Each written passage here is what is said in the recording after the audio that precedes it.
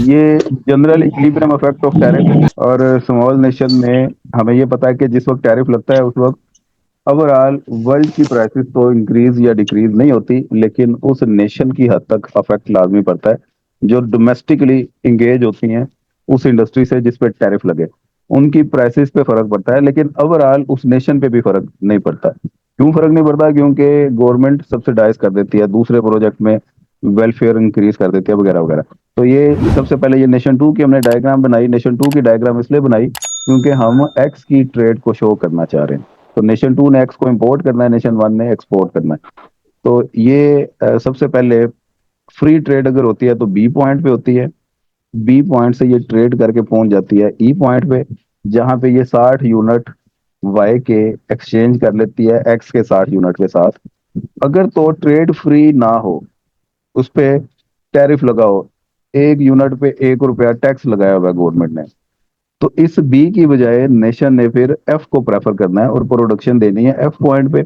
और F point पे अगर टैरिफ लगता है तो 1 रुपया टैरिफ लगता है, तो मतलब एफ अब महंगा हो गया है, तो आपको एफ दुगनी मिकदार में देना पड़ेगा और एक्स आधी मिकदार में मिलेगा। एक्स पे टैरिफ लगा है तो एक्स महंगा होगा।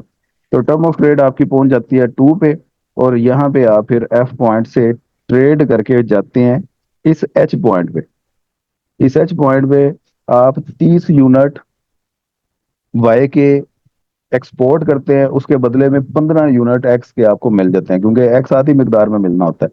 तो ये देखिए 85 से आप 55 पे चले गए, 30 आपने दे दिए, और 65 से आप इधर आ गए 80 पे, 15 आपको मिल गए। तो ये तो थी फौरी तौर पे टैरिफ का इम्पैक्ट जो उस डोमेस्टिक इंडस्ट्री पे आया जो एक्स और वाई के शोबे के साथ मुंसलिक थी। लेकिन अगर गवर्नमेंट वापस सब्सिडाइज कर दे, वही $15 जो गवर्नमेंट को रेवेन्यू हासिल होगा वो आवाम को वापस दे दे, तो इक्विलिब्रियम एच से शिफ्ट हो जाएगा एच डैश पे, जहाँ पे 15 का नेट इजाफा आपको नजर आएगा। 80 से अब एक्स पहुंच गया 95 पे, जहाँ पे ये दो डैश लाइनें एक दूसरे को इंटरसेक्ट कर रही होती हैं। तो यहाँ पे दो तरह की टर्म ऑफ ट्रेड के कॉन्सेप्ट हैं, एक सॉलिड लाइन में उसने बनाया हुआ है, एक डैश लाइन में। सॉलिड लाइन ये वाला जो टैरिफ के बाद डोमेस्टिक इंडस्ट्री को फौरी तौर पे असरअंदाज करता है। एक ये वाला जो टैरिफ के बाद डोमेस्टिक इंडस्ट्री को, ओवरऑल नेशन को इन्फ्लुएंस नहीं करता, उसकी टर्म ऑफ ट्रेड को इन्फ्लुएंस नहीं करता।